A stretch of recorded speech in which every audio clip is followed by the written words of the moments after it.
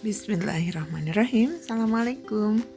Kita ketemu lagi, saya Ibu Dei Sugaryama di mata kuliah SFL dengan topik kali ini tentang mood and modality system, especially the mood element.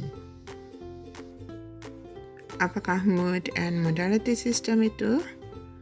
Mood ini adalah sebuah sistem atau sistem grammar di mana makna interpersonal direalisasikan di dalam sebuah pembicaraan atau di dalam conversation.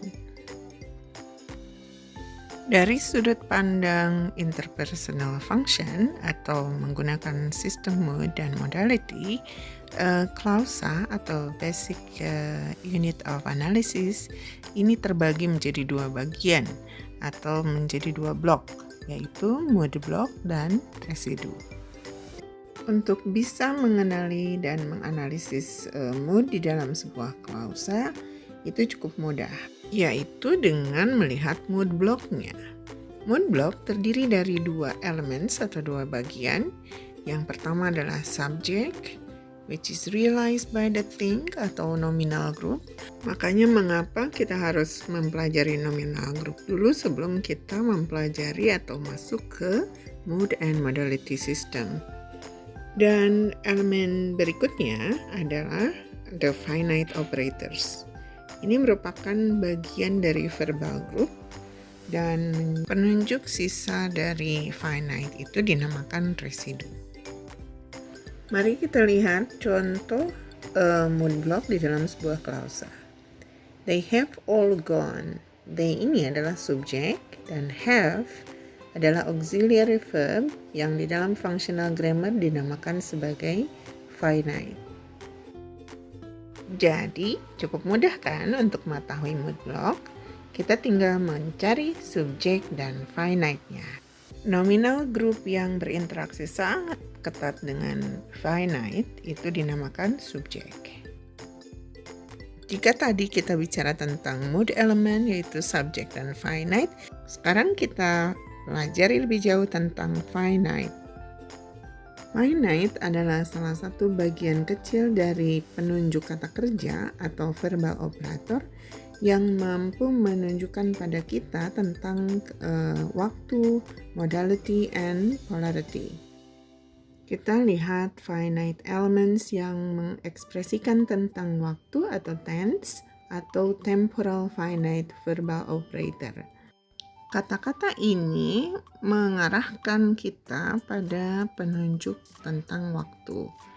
Apakah pada waktu lampau atau past dengan penggunaan finite, did, was, had, used to, dan sebagainya. Kemudian present dengan finite, does, is, dan has, atau future dengan will, shall, would, should, dan sebagainya. Kita lihat contoh dalam sebuah klausa. I learned English language from this guy. Klausa ini menunjukkan past tense atau kejadian di waktu lampau karena kata kerjanya terbentuk dari kata kerja bentuk pertama to learn ditambah kata kerja bantu did. Nah, kata did ini adalah indikator kata kerja yang disebut finite. Semoga keterangan tadi bisa memberikan sedikit pemahaman tentang finite temporal finite verbal operators, dan lebih lanjut kita nanti akan lebih paham dalam latihan-latihan. Selanjutnya kita akan mempelajari tentang finite modal operators.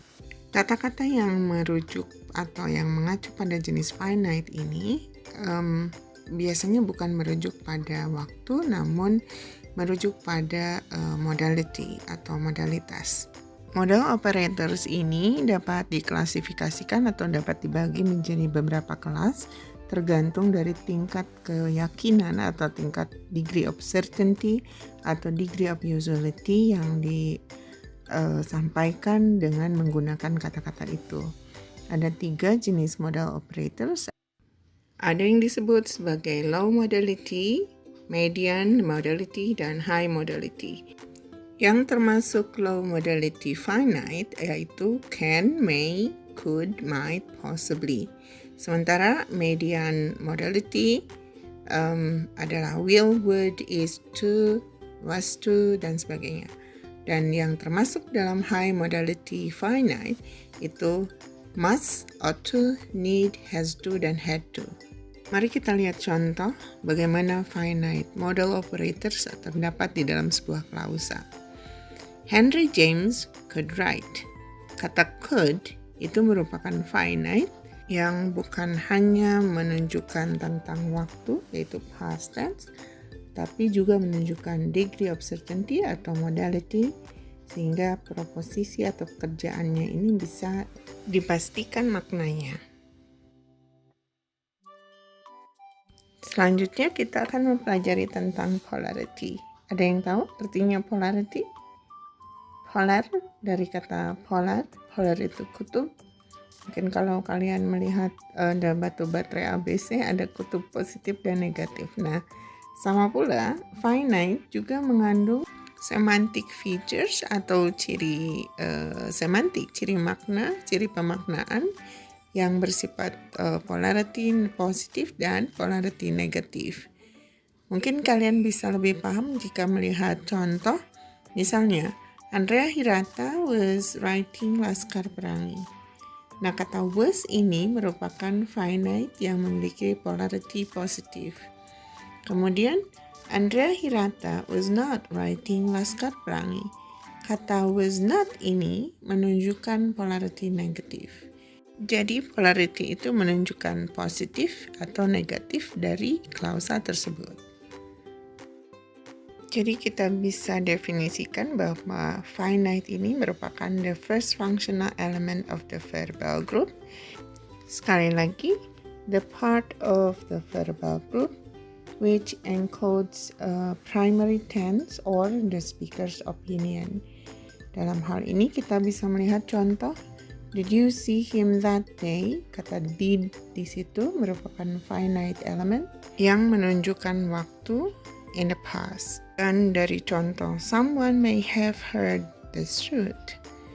We can see the degrees of certainty atau tingkat keyakinan dengan melihat finite may, itu menunjukkan low modality finite. Nah, di dalam interpersonal meaning atau makna interpersonal, hubungan antara subjek dengan finite ini atau yang kita kenal dengan mood block, baik itu dari urutannya atau keberadaannya di dalam subjek dan finite, ini akan menentukan apakah mood dari sebuah klausa ini merupakan deklaratif karena dia merealisasikan sebuah statement either positive or negative, atau interrogative yang realizing a question, atau imperative mood ketika dia merealisasikan a comment atau suruhan. Demikian, mudah-mudahan paham. Pada slide selanjutnya ada exercise yang bisa digunakan oleh kalian untuk belajar menganalisis mood block. Demikian keterangan saya tentang mood element. Semoga bermanfaat dan minggu depan kita akan teruskan dengan residu. Assalamualaikum.